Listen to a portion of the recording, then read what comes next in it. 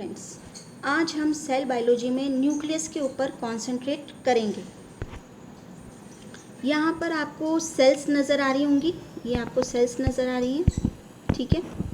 और सेल्स में आपको ये डार्कली राउंड स्ट्रक्चर नज़र आ रहा है, डार्कली स्ट्रेन्ड राउंड स्ट्रक्चर जो नज़र आ रहा है, इसको हम क्या नाम देते हैं? इसको हमने लिखा है न्यूक्लियस, न्यूक्लियस, ठीक है।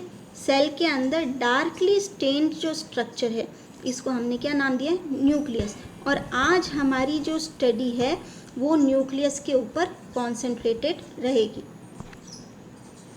न्यूक्लियस के बारे में अगर अपन जाने तो न्यूक्लियस क्या है कि एक लार्जेस्ट सेल ऑर्गेनल है, किसमें? प्रोटोप्लाज्म में।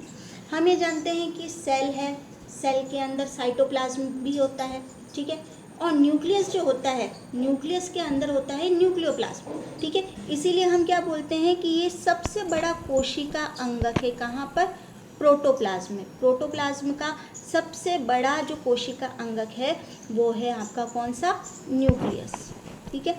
हम ये भी जानते हैं कि सबसे पहले इसको किसने बताया था? इसके बारे में सबसे पहले डिस्क्राइब किया था रॉबर्ट ब्राउन ने, ठीक है। और कैरियोलॉजी क्या है? कैरियोलॉजी ब्रांच है बायोलॉजी की जो कंसर्न करती है स्टडी ऑफ न्यूक्लियस से, कि स्टडी ऑफ न्यूक्लियस से कंसर्न करने वाली बायोलॉजी की ब्रांच को हम कैरियोलॉजी कहते हैं। हम ये भी जानते हैं कि न्यूक्लियस एसेंशियल है सर्वाइवल के लिए, कि सेल्स की जो सर्वाइवल है उसके लिए न्यूक्लियस जो होता है वो एसेंशियल होता है। एक्सेप्शन है आपके मैच्योर आरबीसी सेल्स।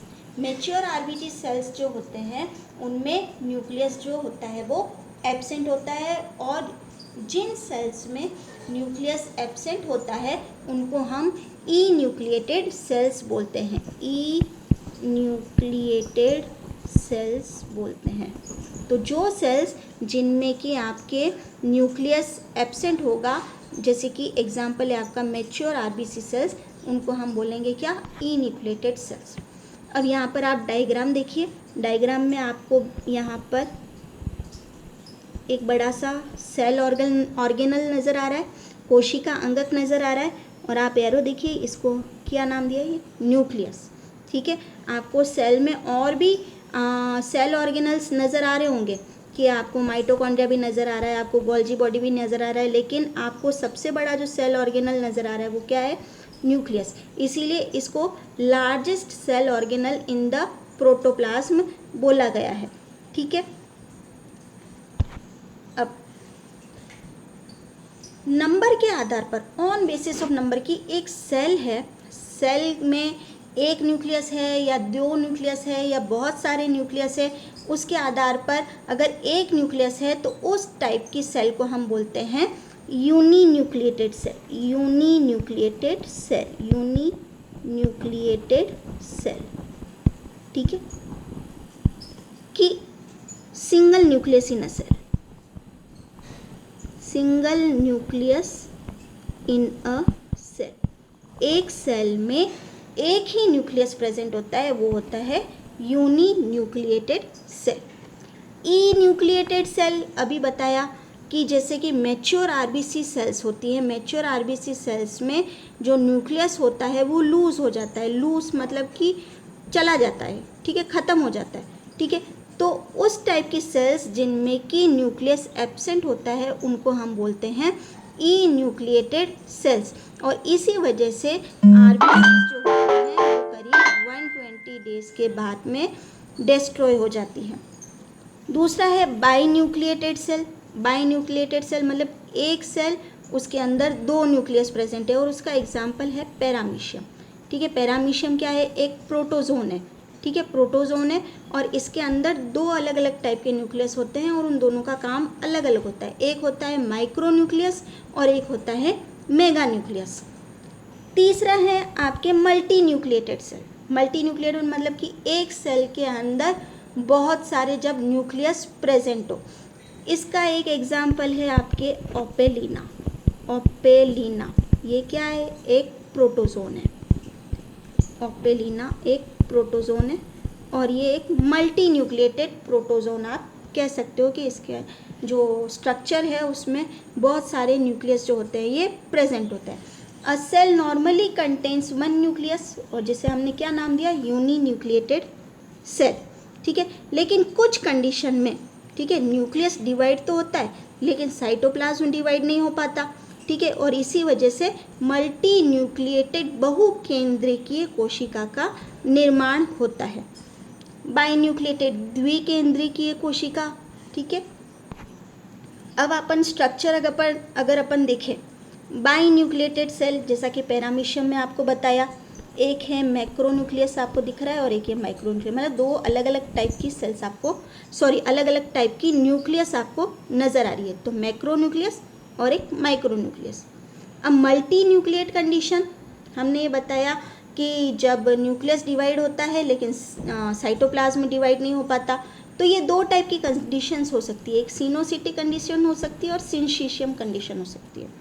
सिनोसिटिक कंडीशन में क्या होता है कि जो सेल्स जो होती है उसमें क्या होता है कि ये जैसे ये न्यूक्लियस है, ये न्यूक्लियस रेगुलर डिवाइड होता गया, ठीक है, लेकिन साइटोप्लाज्म डिवाइड नहीं हो पाया, मतलब यहाँ पर सेप्टा नहीं बन पाए, ठीक है, सेप्टा जो है वो नहीं बन पाए, ठीक है।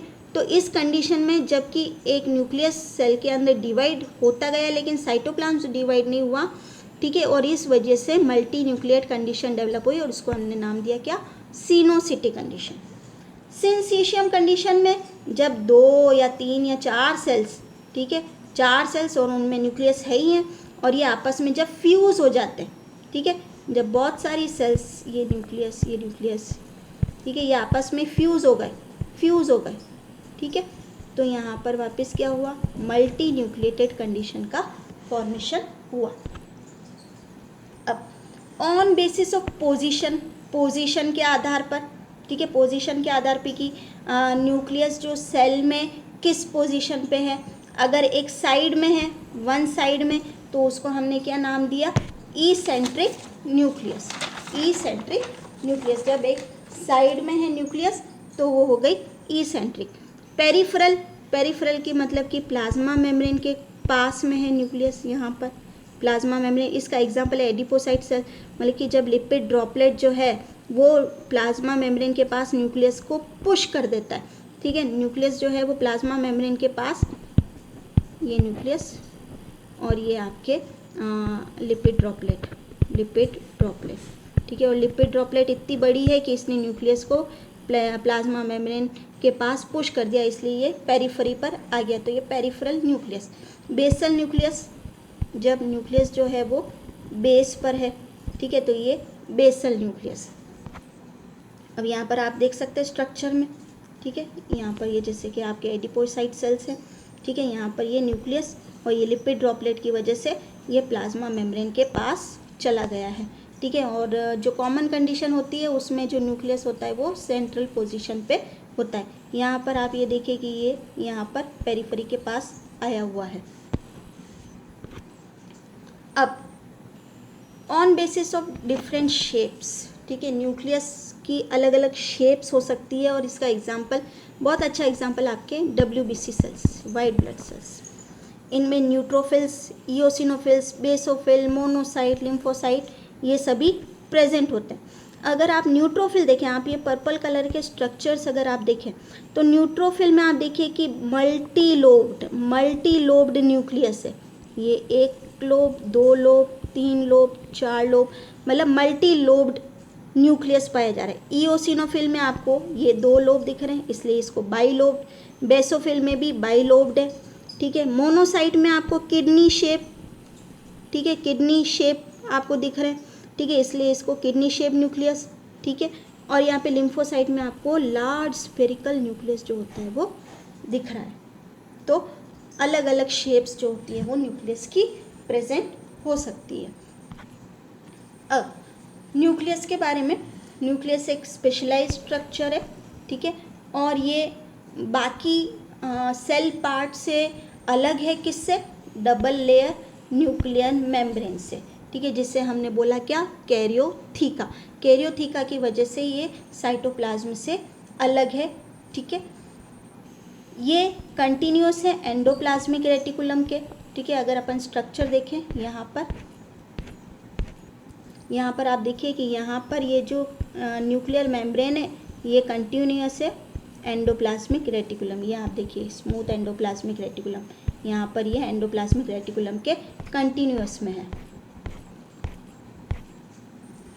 अब it has pores, nuclear membrane जो होता है उनमें छिद्र पाए जाते हैं, पोर्स पाए जाते हैं।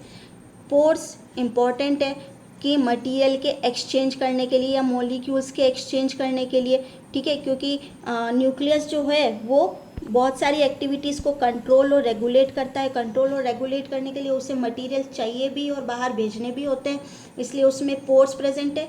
और मोस्ट इम्पॉर्टेंट इसमें हेरिडिटरी मटेरियल प्रेजेंट है जिसे हम बोलते हैं जीन्स, हेरिडिटरी मटेरियल, ठीक है, इसमें हेरिडिटरी मटेरियल प्रेजेंट है जो ये कैरी करता है जीन्स को। और उसमें क्या है, हेरिडिटरी इन्फॉर्मेशन, हमारी जो भी हेरिडिटरी आनुवांशिक जो भी इन्फॉर्मेशन है वो प्रेजेंट होती है। अब अगर अपन मेन कॉन्स्टिट्यूएंट्स की बात करें कि न्यूक्लियस में मेन क्या क्या प्रेजेंट है, तो इसमें न्यूक्लियर एनवेलप प्रेजेंट है जिसको हम कैरियोथीका भी बोल सकते हैं, ठीक है, या न्यूक्लियर मेम्ब्रेन भी बोल सकते हैं। न्यूक्लियोप्लाज्म जो आपको जेल लाइक स्ट्रक्चर, अंदर जेल लाइक स्ट्रक्चर जो मिलेगा वो न्यूक्लियोप्लाज्म है जिसके अंदर आपको न्यूक्लियोलस और क्रोमेटिन मटेरियल भी मिलता है। इस स्ट्रक्चर में अगर आप देखें तो यहाँ पर ये आपको न्यूक्लियर पोर नज़र आ रहा होगा, ये अभी क्योंकि अभी अपन आगे डिस्कस करेंगे। यहाँ पर आपको न्यूक्लियर मेम्ब्रेन दिख रहा होगा, आउटर न्यूक्लियर मेम्ब्रेन पर आपको ये डॉट लाइक ब्लैक स्ट्रक्चर नज़र आ रहा है, ये क्या है, राइबोसोम्स। ये स्ट्रक्चर आपको न्यूक्लियोलस नज़र आ रहा है, ठीक है। इन दोनों मेम्ब्रेन, आउटर मेम्ब्रेन और इनर मेम्ब्रेन के बीच की जगह को हम बोलते हैं पेरी न्यूक्लियोलर स्पेस। ये धागे लाइक स्ट्रक्चर क्रोमेटिन रेटिकुलम है, ठीक है, ये क्रोमोसोम्स के स्ट्रक्चर में नहीं दिख रहे हैं आपको, ये धागे लाइक और झाल के नुमा दिख रहे हैं, इसीलिए इसको हमने बोला क्रोमेटिन रेटिकुलम। क्योंकि इंटरफेस के टाइम पर, ठीक है, जब सेल ग्रो कर रही होती है और अपने आपको प्रिपेयर कर रही होती है डिवीजन के लिए, तब जो क्रोमेटिन मटेरियल है ये थ्रेड लाइक स्ट्रक्चर या धागे नुमा स्ट्रक्चर में होता है, ठीक है। और ये धागे नुमा स्ट्रक्चर इतने होते हैं कि ये आपस में इंटरमिंगल कर लेते हैं, ठीक है, इसीलिए ये झाल के रूप में दिखते हैं और इसको हम बोलते हैं क्या, क्रोमेटिन रेटिकुलम। लेकिन जब आप प्रोफेज में आते हैं या मेटाफेज में आते हैं तो ये कंडेंस होते जाते हैं और फिर आपको तब क्रोमोसोम्स के रूप में ये नज़र आते हैं। अब सबसे पहले हम बात करें न्यूक्लियर एनवेलप की और इसको हम बोलते हैं कैरियोथीका, ठीक है। अगर अपन ये देखें ये वाला स्ट्रक्चर, ठीक है, यहाँ पर आप देखिए कि ये आपको ये दिख रही है, ये आउटर मेम्ब्रेन, ठीक है। आउटर मेम्ब्रेन को हम क्या बोलते हैं, एक्टोकैरियोथीका भी बोलते हैं, आउटर न्यूक्लियर मेम्ब्रेन। और यहाँ पर आपको क्या दिख रही है, इनर न्यूक्लियर मेम्ब्रेन, ठीक है। और इन दोनों के बीच की जो स्पेस है, इन दोनों के बीच की ये जो स्पेस है, इसको हमने क्या नाम दिया, पेरी न्यूक्लियोलर स्पेस। तो आउटर मेम्ब्रेन, इनर मेम्ब्रेन, ठीक है, आउटर मेम्ब्रेन साइटोप्लाज्म को फेस करती हुई है, इनर मेम्ब्रेन जो न्यूक्लियोप्लाज्म को फेस करती हुई है, और आउटर मेम्ब्रेन और इनर मेम्ब्रेन के बीच की जो स्पेस है उसको हमने क्या नाम दिया है, perinucleolar space, perinucleolar space, ठीक है। और यहाँ पर आपको इनर मेम्ब्रेन की तरफ, यहाँ पर ये देखिए आप, इनर मेम्ब्रेन की तरफ आपको लेमिना दिखेंगे जिनको हम न्यूक्लियर लेमिना बोलते हैं या डेंस लेमिना बोलते हैं, ठीक है। न्यूक्लियर लेमिना या डेंस लेमिना जो होते हैं ये प्रेजेंट होते हैं और ये इनर मेम्ब्रेन को क्या करते हैं, ये इनर मेम्ब्रेन को सपोर्ट करती है। ग्रीन कलर का जो आपको दिख रहा है ये न्यूक्लियर लेमिना या डेंस लेमिना जो आपको इनर मेम्ब्रेन के अंदर दिख रहा है और ये इनर मेम्ब्रेन को क्या कर रहा है, सपोर्ट कर रहा है, ठीक है।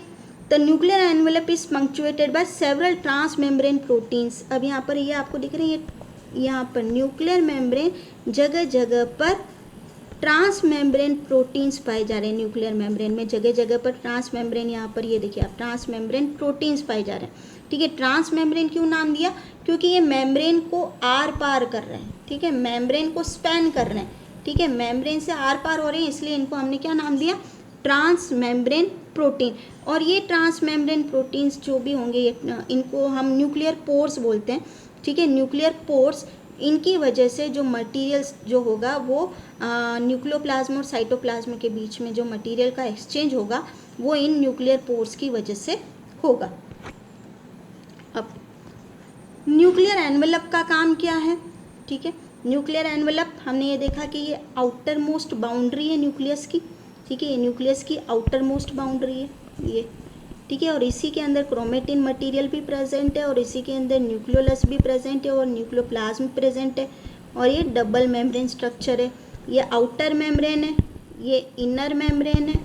ठीक है, और यहाँ पर ये पेरीन्यूक्लियोलर स्पेस है और बीच बीच में आपको ट्रांस मेम्ब्रेन प्रोटीन या न्यूक्लियर पोर्स जो होंगे वो नज़र आएंगे।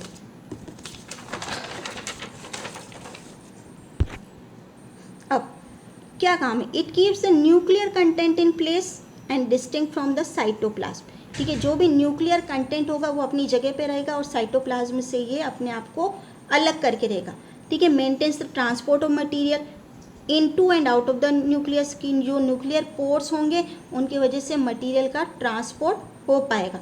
It allows the exit of mRNA, tRNA and ribosomal units, क्योंकि mRNA, tRNA और राइबोसोमल यूनिट्स ये सभी प्रोटीन सिंथेसिस के लिए रिक्वायर्ड होते हैं। तो mRNA, tRNA और राइबोसोमल यूनिट्स जो कि न्यूक्लियस के अंदर बन रही है वो साइटोप्लाज्म में जाकर प्रोटीन सिंथेसिस के लिए रिस्पॉन्सिबल होंगी, इसीलिए एग्जिट भी न्यूक्लियर एनवेलप के थ्रू होगा।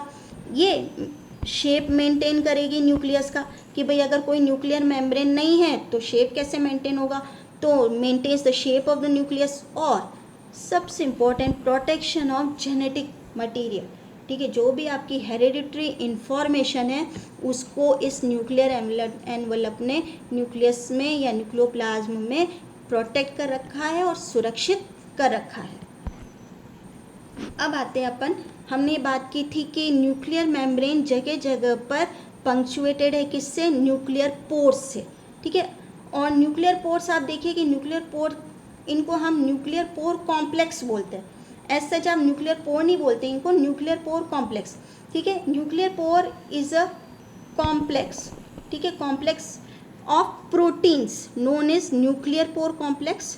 ठीक है, और ये स्पैन करती है किसको? न्यूक्लियर एनवेलप को। ठीक है, ये न्यूक्लियर एनवेलप के आर पर आपको यहाँ पर स्ट्रक्चर जो है ये नज़र आ रहा है। ठीक है, नंबर ऑफ पोर्स वेरी। ठीक है, नंबर ऑफ पोर्स वेरी कर सकते हैं, ये 1000 से 10,000 पर न्यूक्लियस भी हो सकते हैं। ठीक है, न्यूक्लियर पोर ऑक्टागोनल होते हैं शेप में। ये आप देखिए यहाँ पर ये न्यूक्लियर पोर आपको दिख रहे हैं, ये न्यूक्लियर पोर्स आपको ऑक्टागोनल शेप में होता है और ये करीब 800 एंगस्ट्रॉन होते हैं डायमीटर में। 800 एंगस्ट्रॉन के डायमीटर में। यहाँ पर भी आपको दिख रहा है ये न्यूक्लियर पोर और यहाँ पर भी आपको दिख रहा है।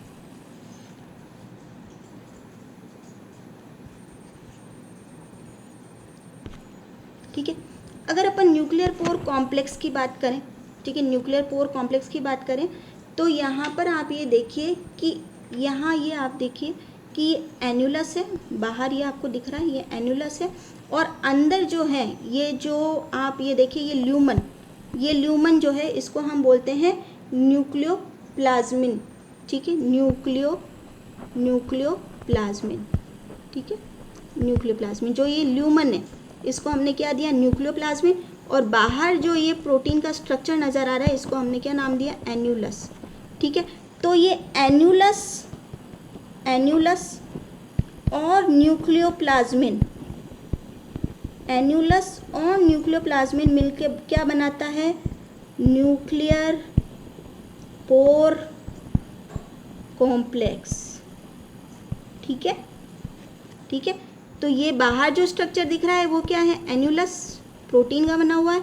ठीक है, और अंदर जो ये आपको ल्यूमन दिख रहा है जिससे मटेरियल का ट्रांसपोर्ट होगा उसको हमने क्या नाम दिया? न्यूक्लियोप्लाज्मिन। ठीक है, तो एन्युलस और न्यूक्लियोप्लाज्मिन ये मिलकर क्या बनाते हैं? Nuclear pore complex.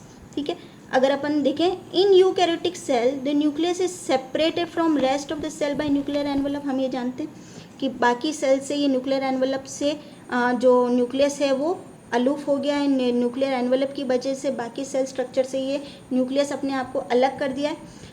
Transport into and out of the nucleus occurs through cylindrical channels called as nuclear pore complexes. ठीक है, ये सिलेंड्रिकल पोर कॉम्प्लेक्स है, ठीक है, NPCs जिन्हें बोलते हैं nuclear pore complex, cylindrical pore complex है, ठीक है, और इनसे ही मटेरियल का क्या होता है, ट्रांसपोर्ट होता है न्यूक्लियस में। अब each NPC, her nuclear pore complex is made up of 8 repeating proteins. अब ये देखिए, अब 1 2 3 4 5 6 7 8, ठीक है, 1 2 3 4 5 6 7 8 रिपीटिंग प्रोटीन, ठीक है, और having at least 30 different type protein, जिनको हम क्या बोलते हैं, न्यूक्लियोपोरिन्स या न्यूक्लियोपोरिन्स बोलते हैं, ठीक है। यहाँ पर आपको यहाँ पर भी दिख रहा होगा स्ट्रक्चर, ठीक है, 1 2 3 4 5 6 7 और ये 8, ठीक है, और अंदर ये आपको ल्यूमन नज़र आ रहा है जिससे मटेरियल का ट्रांसपोर्ट होगा। तो एन्युलस और आपके न्यूक्लियोप्लाज्मिन, ठीक है, ये दोनों मिलकर क्या बनाते हैं, आपके पोर कॉम्प्लेक्स या न्यूक्लियर पोर कॉम्प्लेक्स। अब ये कॉम्प्लेक्सेस आपने देखा होगा, आपने ऑरेंज देखा होगा, ठीक है, ऑरेंज की हर फाँक कैसे आपस में जुड़ी होती है, वैसे ही these complex fit together like wedges of an orange. मतलब जैसे कि आपके जो ऑरेंज या आप जैसे बोलते हैं नारंगी, ठीक है, नारंगी की फाँकें आपस में जैसे जुड़ी होती है, वैसे ही ये कॉम्प्लेक्स जो होते हैं ये आपस में फिट होते हैं, ठीक है, और इनसे क्या ट्रांसपोर्ट होता है, living a channel in middle, ठीक है, बीच में एक ल्यूमन या चैनल होता है और उससे प्रोटीन, RNA और दूसरे सिग्नलिंग मॉलिक्यूल जो होंगे वो ट्रांसपोर्ट हो पाएंगे। अब हमने न्यूक्लियर एनवेलप की बात की, अब हम बात करते हैं न्यूक्लियोप्लाज्म की, या जिसको न्यूक्लियर सेप भी बोलते हैं या जिसको कैरियोलिम्फ भी बोलते हैं। कि मतलब आप ये देखिए कि जो न्यूक्लियर मेम्ब्रेन है उसके अंदर जो एरिया है जिसके अंदर न्यूक्लियोलस भी प्रेजेंट है, जिसके अंदर क्रोमेटिन मटेरियल भी प्रेजेंट है, तो वो जो स्ट्रक्चर है उसको हमने क्या नाम दिया, न्यूक्लियोप्लाज्म, ठीक है। It is separated from protoplasm bye nuclear envelope. ये आपके न्यूक्लियर मेम्ब्रेन है और अंदर ये क्या है, न्यूक्लियोप्लाज्म, ठीक है। It is separated from protoplasm, ये बाकी का क्या है, ये साइटोप्लाज्म है, तो ये सेपरेटेड है किससे, इस न्यूक्लियर एनवेलप से। It is a clear and gel like matrix, ठीक है, ये क्लियर है और जेल लाइक मैट्रिक्स होता है। इसका pH स्लाइटली, आप बोल सकते हो स्लाइटली बेसिक है, 7.4 प्लस माइनस 0.2, तो 7.2 या 7.6 तक इसका pH हो सकता है। इसमें क्या क्या प्रेजेंट है, इसमें क्या प्रेजेंट होता है, raw material for the synthesis of DNA and RNA, ठीक है, DNA और RNA के सिंथेसिस के लिए कि आपको जैसे न्यूक्लियोटाइड्स प्रेजेंट होते हैं जो कि डीऑक्सीराइबोन्यूक्लियोटाइड हो सकते हैं, राइबोन्यूक्लियोटाइड्स प्रेजेंट हो सकते हैं, एंजाइम्स हो सकते हैं कि आपके DNA रेप्लिकेशन कराना है तो DNA पॉलीमरेज हो गया, लाइगेस हो गया, और आपके mRNA फॉर्मेशन के लिए और RNA पॉलीमरेज, ये सारे जो मटेरियल, रॉ मटेरियल जो हैं वो आपके न्यूक्लियोप्लाज्म में प्रेजेंट होंगे, कि ड्यू न्यूक्लियोटाइड्स, कि डीऑक्सीराइबोन्यूक्लियोटाइड्स, राइबोन्यूक्लियोटाइड्स, ठीक है, एंजाइम्स जैसे कि DNA पॉलीमरेज, लाइगेस, आपके RNA पॉलीमरेज, ये सभी कहाँ प्रेजेंट होंगे, आपके न्यूक्लियोप्लाज्म में प्रेजेंट होंगे। Manganese ion, magnesium ions, zinc ions, ठीक है, ये सभी इन एंजाइम्स को एक्टिवेट करने के लिए ज़रूरी होते हैं। तो ये सभी जो भी आपके सिंथेसिस ऑफ DNA है या RNA है, ठीक है, उनके लिए आपके nucleotides, deoxyribonucleotides, ribonucleotides, enzymes, metal ions, ये सभी आपके कहाँ प्रेजेंट होंगे, न्यूक्लियोप्लाज्म में, इस जगह पर आपके प्रेजेंट होंगे। न्यूक्लियोप्लाज्म का फंक्शन क्या होगा, ये प्रोवाइड करेगी टर्जिडिटी, टर्जिडिटी मतलब कि फूलापन, ठीक है, न्यूक्लियस को फूलापन जो होगा वो प्रोवाइड करेगा। ये प्रोटेक्ट करेगी क्रोमेटिन मटेरियल और न्यूक्लियोलस को, ठीक है, क्रोमेटिन मटेरियल भी और न्यूक्लियोलस भी न्यूक्लियोप्लाज्म में प्रेजेंट है। और ये एरिया है सिंथेसिस ऑफ DNA, ठीक है, RNA और राइबोसोमल सब यूनिट्स, ठीक है, DNA, RNA और राइबोसोमल सब यूनिट्स के बनने की जगह जो है वो न्यूक्लियोप्लाज्म है। अब हमने न्यूक्लियर एनवेलप की बात कर ली, हमने न्यूक्लियोप्लाज्म की बात कर ली, अब हम आते हैं न्यूक्लियोलस पर, ठीक है, न्यूक्लियोलस पर, या जिसको हम बोलते हैं लिटिल न्यूक्लियस।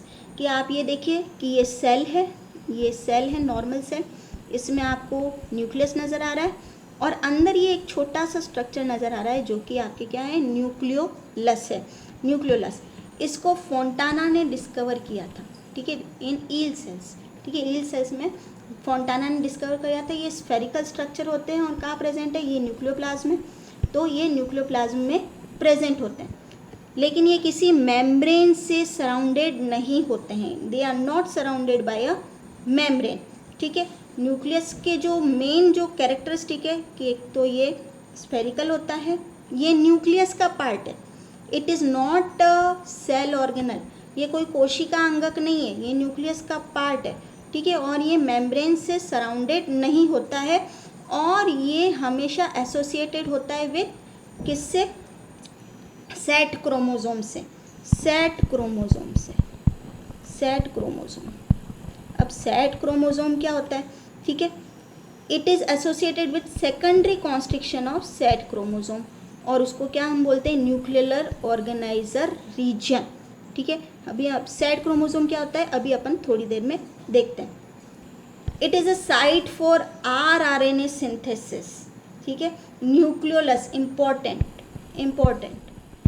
ठीक है, RNA सिंथेसिस के लिए कौन सी स्ट्रक्चर रिस्पॉन्सिबल होता है, तो वो है आपका क्या, न्यूक्लियोलस, ठीक है। RNA, आप ये देखिए कि RNA कौन से सेल ऑर्गेनल के स्ट्रक्चर का पार्ट है, तो RNA आपके राइबोसोम को बनाने में आप देखिए कि RNA और प्रोटीन मिलकर राइबोसोम की सब यूनिट्स का फॉर्मेशन होता है, और RNA जो राइबोसोम का पार्ट है वो कहाँ बन रहा है, वो न्यूक्लियोलस में बन रहा है। राइबोसोम किसके लिए रिस्पॉन्सिबल है, राइबोसोम रिस्पॉन्सिबल है प्रोटीन सिंथेसिस के लिए। अगर RNA नहीं होगा तो प्रोटीन सिंथेसिस नहीं होगा, तो वो सेल्स जिनमें कि ज़्यादा प्रोटीन सिंथेसिस की ज़रूरत होगी तो वहाँ पर न्यूक्लियोलस का नंबर भी बढ़ेगा, ठीक है। More nuclei are present in cells having active protein synthesis, ठीक है। अभी मैंने बताया it is not independent cell organelle, ठीक है, ये कोई इंडिपेंडेंट सेल कोशिका अंगक नहीं है, it is component of nucleus, ये न्यूक्लियस का कंपोनेंट होता है। अभी आपको बताया था सेट क्रोमोसोम क्या होता है, ठीक है। आपने देखा होगा नॉर्मल क्रोमोसोम, ये नॉर्मल क्रोमोसोम है, ठीक है, ये एक आर्म है, ये एक आर्म है, और बीच में आपको ये कॉन्स्ट्रिक्शन नज़र आ रहा है, बीच में आपको ये कॉन्स्ट्रिक्शन नज़र आ रहा है जिसको हमने क्या नाम दिया, प्राइमरी कॉन्स्ट्रिक्शन, प्राइमरी कॉन्स्ट्रिक्शन, ठीक है, या फिर इसको हम क्या बोलते हैं, इसको हम सेंट्रोमियर भी बोलते हैं, सेंट्रोमियर भी बोलते हैं, इसको प्राइमरी कॉन्स्ट्रिक्शन या फिर सेंट्रोमियर भी बोलते हैं। लेकिन कुछ सेल्स होती हैं, कुछ क्रोमोसोम्स होते हैं जिनमें इन प्राइमरी कॉन्स्ट्रिक्शन के साथ में एक और कॉन्स्ट्रिक्शन नज़र आता है, और इसको हम नाम क्या देते हैं, सेकेंडरी कॉन्स्ट्रिक्शन, सेकेंडरी कॉन्स्ट्रिक्शन, ठीक है। और ये जो स्ट्रक्चर होता है इसको बोलते हैं सैटेलाइट, ठीक है। और इसी वजह से इन सेकेंडरी कॉन्स्ट्रिक्शन की वजह से जो क्रोमोसोम होते हैं उनको क्या नाम दिया जाता है, सेट क्रोमोसोम, सेट क्रोमोसोम, ठीक है। सेट का मतलब सैटेलाइट नहीं होता है, सेट का मतलब होता है साइने एसिड थाइमोन्यूक्लेनिको, साइने एसिड थाइमोन्यूक्लेनिको, ठीक है। वापिस से सुनिए, नॉर्मल जो क्रोमोसोम है उनमें आपको इस टाइप का स्ट्रक्चर दिखेगा, एक कॉन्स्ट्रिक्शन दिखेगा, उसको प्राइमरी कॉन्स्ट्रिक्शन या आप सेंट्रोमियर बोलते हैं। लेकिन कुछ क्रोमोसोम्स होंगे उनमें प्राइमरी कॉन्स्ट्रिक्शन, ये प्राइमरी कॉन्स्ट्रिक्शन है, इसके साथ में एक कॉन्स्ट्रिक्शन और दिखेगा और उसको हम क्या नाम देते हैं, सेकेंडरी कॉन्स्ट्रिक्शन, और साथ में स्ट्रक्चर होता है जिसको हम बोलते हैं सैटेलाइट। और इसी वजह से इन सेकेंडरी कॉन्स्ट्रिक्शन की प्रेजेंस की वजह से ये क्रोमोसोम कहलाते क्या, set chromosome.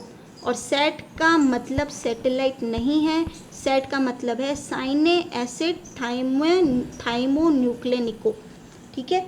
In some chromosome in addition to primary constriction another constriction, in some chromosome In addition to primary constriction, another constriction is known, it is known as secondary constriction is also present. The region between secondary constriction and nearest telomere is called satellite. यहाँ पर आप देखिए ये satellite present है. So chromosome having secondary constriction are known as Z chromosome. अभी बताया कि वो क्रोमोसोम जिनमें कि secondary constriction होगा उनको Z chromosome बोलेंगे.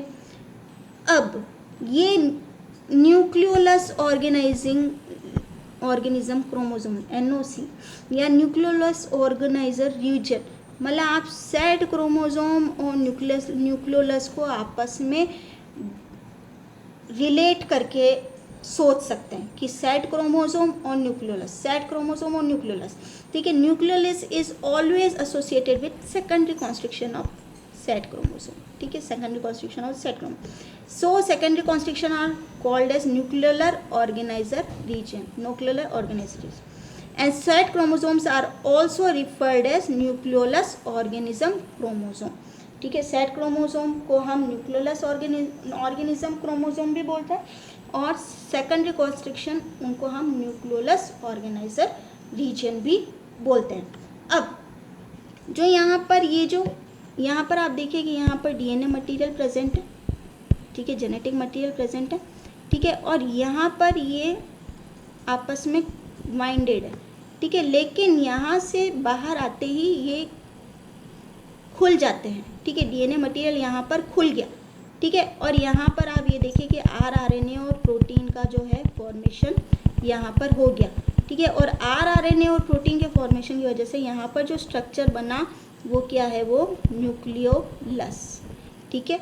वापस से समझिए कि यहाँ पर आप देखिए ये क्रोमोसोम है, यहाँ पर सेकेंडरी कॉन्स्ट्रिक्शन है, ये DNA स्ट्रैंड बाहर आकर यहाँ पर ये अनवाइंड हो गया, तो यहाँ पर इसकी इन्फॉर्मेशन जो है वो खुल गई और इन्फॉर्मेशन खुलते ही यहाँ पर RNA और प्रोटीन, ठीक है, और जहाँ पर RNA और प्रोटीन का फॉर्मेशन है वहाँ पर न्यूक्लियोलस स्ट्रक्चर जो है वो फॉर्म हो जाता है, इसीलिए इसको हम क्या बोलते हैं, न्यूक्लियोलस ऑर्गेनाइजर रीजन.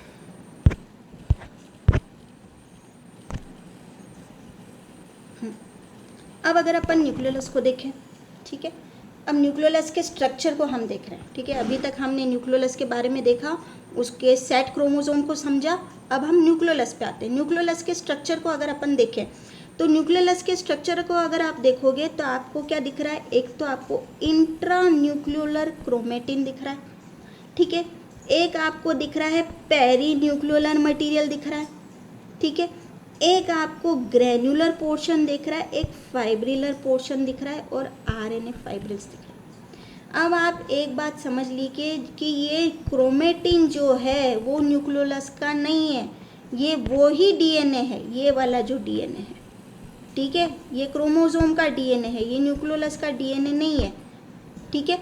तो इंट्रा न्यूक्लियोलर मतलब न्यूक्लियोलस के अंदर वाला, ये intra nucleolar. Large thin filaments, पतले filaments of DNA inside nucleolus but are not part of nucleolus, nucleolus के पार्ट नहीं है. These are DNA of sat region, ठीक है, ये सैट रीजन अभी जो आपको बताया ये इसका, ठीक है, इसका पार्ट है सैट रीजन का, ठीक है. These are DNA of sat region which expands for synthesis of nucleolus. Perinucleolar, peri मतलब पेरीफरी पर, ये थिक फिलामेंट है of DNA at periphery of nucleolus, but these are also not part of nucleolus, ये भी nucleolus का part नहीं है, ठीक है, वो भी किसका पार्ट है, DNA ऑफ सैट रीजन, ठीक है. और इन दोनों को, ठीक है, इन दोनों को इंट्रा न्यूक्लियर क्रोमेटिन और पेरी न्यूक्लियर क्रोमेटिन को दोनों को मिला के हम क्या बोलते हैं, पार्स क्रोमोसोमा. अब यहाँ पर देखिए एक आप ये देखिए कि एमोर्फस पार्ट, ये आपके अंदर जो स्ट्रक्चर है ये एमोर्फस पार्ट, ये jelly like dense material made of protein, ठीक है, and other parts of nucleolus इसमें पाए जाते हैं. इसको पार्ट्स अमोर्फा भी बोलते हैं. फाइब्रिलर पार्ट, आप ये देखिए फाइब्रिलर पोर्शन, ये छोटे छोटे फाइब्रिलर पोर्शन, ठीक है, और ये किसके हैं, RNA और प्रोटीन के, ठीक है, और ये आपस में मिलकर क्या बना रहे, ग्रेनुलर पार्ट। फाइब्रिलर पार्ट को पार्स फाइब्रोसा भी बोलते हैं।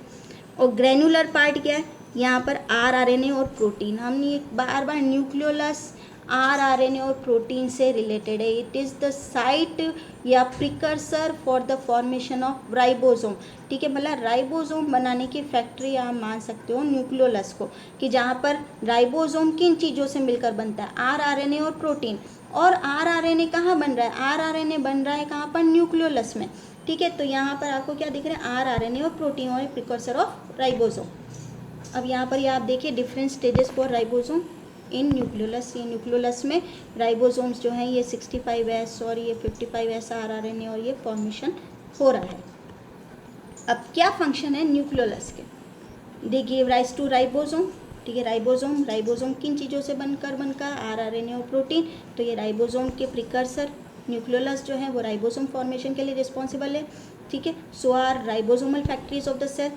दे synthesize ribosome for the protein synthesis. हम ये जानते हैं कि कौन सा सेल ऑर्गेनल रिस्पॉन्सिबल है प्रोटीन सिंथेसिस के लिए, वो है राइबोसोम।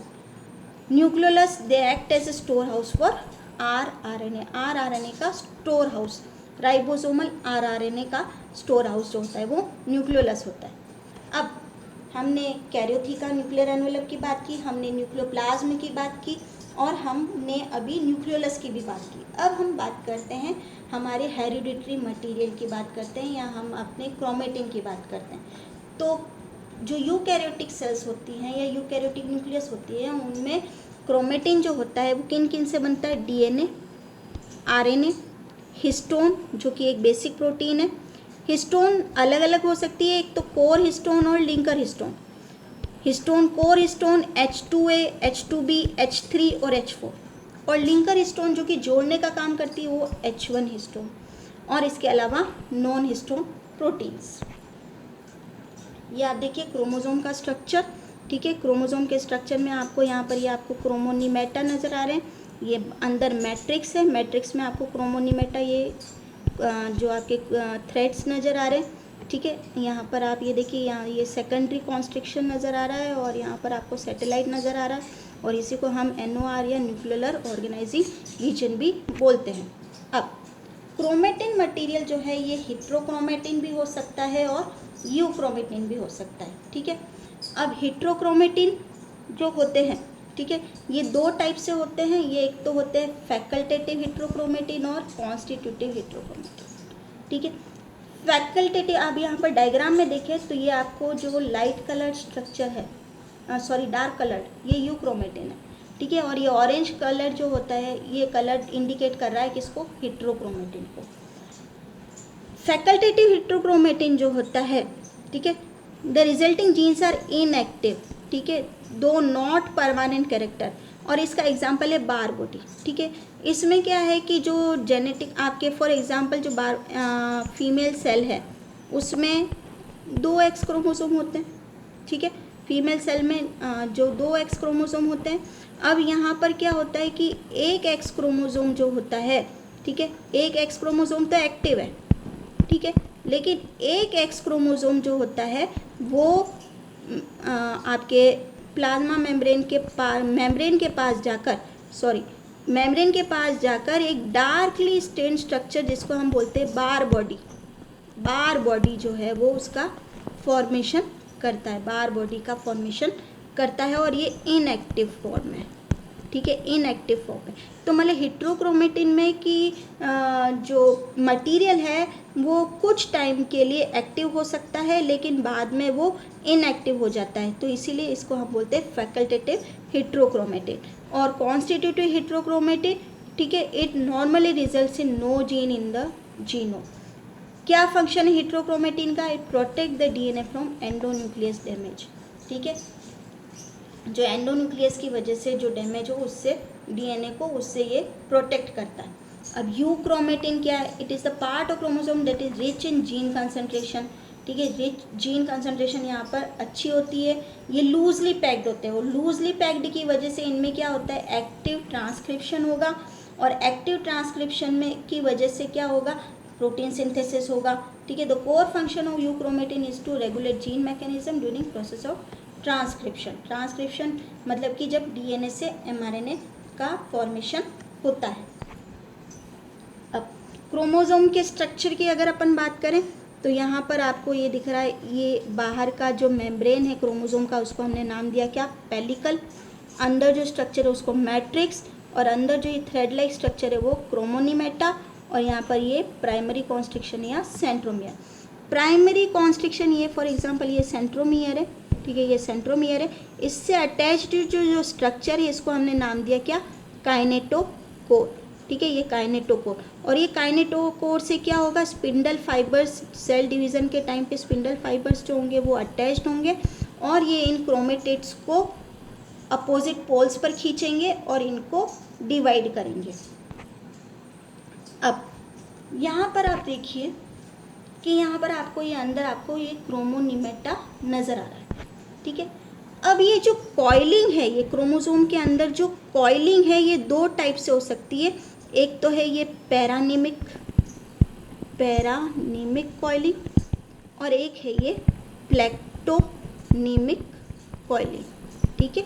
एक है पैरानिमिक कॉइलिंग और एक है प्लेक्टोनिमिक कॉइलिंग। आपको दिख रही है, ये आपको दिख रही है कि ये बहुत ही टाइटली वाउंड है, ठीक है, बहुत टाइटली आपस में गुथी हुई है प्लेक्टोनिमिक।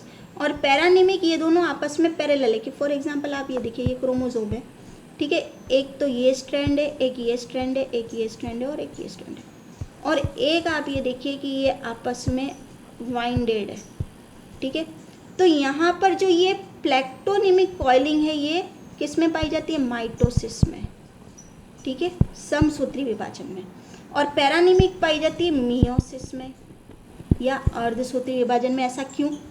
अब यहाँ पर आप देखिए कि यहाँ पर आप ये देखिए कि जो पैरानिमिक कॉइलिंग है ये पैरेलल है, ठीक है। पैरेलल होने का क्या फ़ायदा है कि जब डिवीज़न होगा तो ये आसानी से डिवाइड हो जाएंगी, ठीक है। गैमीट फॉर्मेशन जब होगा तो ये आसानी से डिवाइड होगी। तो पैरानिमिक कॉइलिंग में, पैरानिमिक जो कॉइलिंग होती है मियोसिस में पाई जाती है, और इनमें जो कॉइलिंग बहुत ज़्यादा टाइटली वाउंड नहीं होती है और ये आसानी से डिवाइड हो सकती है, ठीक है। और प्लेक्टोनिमिक कॉइलिंग ये माइटोसिस में पाई जाती है और ये बहुत ही टाइटली जो होती है ये वाउंड होती है। अब types of chromosome on basis of centromere के पोजीशन पर, सेंट्रोमियर के पोजीशन आपके या प्राइमरी कॉन्स्ट्रिक्शन की पोजीशन के आधार पर, ठीक है, सेंट्रोमियर की पोजीशन के आधार पर अलग अलग टाइप के क्रोमोसोम्स जो होते हैं वो पाए जाते हैं। अब ये देखिए कि आप टीलोसेंट्रिक, सब मेटासेंट्रिक, एक्रोसेंट्रिक और मेटासेंट्रिक। टीलोसेंट्रिक आप देखिए कि ये जो प्राइमरी कॉन्स्ट्रिक्शन है यहाँ पर एक आर्म है और प्राइमरी कॉन्स्ट्रिक्शन बिल्कुल छोर पर है, तो उस टाइप के क्रोमोसोम होते हैं टीलोसेंट्रिक। सब मेटासेंट्रिक में जो प्राइमरी कॉन्स्ट्रिक्शन है एक आर्म लंबा है और एक आर्म थोड़ा छोटा है, ठीक है, तो प्राइमरी कॉन्स्ट्रिक्शन बिल्कुल मिडिल में नहीं है। इस टाइप के आप क्रोमोसोम होते हैं सब मेटासेंट्रिक। एक्रोसेंट्रिक की जो प्राइमरी कॉन्स्ट्रिक्शन बिल्कुल आपके पेरिफेरी पर आ जाता है और एक आर्म बहुत ज़्यादा लंबा है और एक बहुत ज़्यादा छोटा है, तो ये एक्रोसेंट्रिक क्रोमोसोम है। और मेटासेंट्रिक में जो आपके सेंट्रोमियर होता है वो बीच में होता है और दोनों आर्म जो होती है वो इक्वल होती है। ये जो फेज़ होते हैं आप ये देखिए कि जब सेल डिवीज़न होता है कि फॉर एग्जांपल ये क्रोमोसोम है, ठीक है, फॉर एग्जांपल इसको ले लिया सेल, ठीक है, ये मिडिल प्लेट से अटैच्ड है, ठीक है, मिडिल प्लेट से अटैच्ड है, और जब यहाँ पर स्पिंडल फाइबर जो होंगे वो अटैच होंगे सेंट्रोमियर काइनेटोकोर से, ठीक है, और ये क्या करेंगे, ये पुश करेंगे या पोल्स की तरफ इसको खींचेंगे, तो ये अलग अलग टाइप के स्ट्रक्चर्स आपको दिखेंगे। इस टाइप के कुछ एल शेप दिखेंगे, कुछ के शेप दिखेंगे, कुछ जे शेप दिखेंगे, कुछ आई शेप दिखेंगे, ठीक है। तो ये स्ट्रक्चर वो हैं जो आपके जब एनाफेज में जब क्रोमोसोम्स जो हैं वो पोल्स की तरफ मूव करते हैं, ठीक है, तो तब आपको इस टाइप के स्ट्रक्चर जो है वो नज़र आएंगे। तो ये types of chromosome on basis of centromere position, ठीक है। तो आज हमने पूरी कोशिश की है कि आपको न्यूक्लियस का जो बेसिक है वो पूरा समझ में आ जाए, आप एक बार अच्छे से देखिएगा और इसको पढ़िएगा। धन्यवाद। Thank you.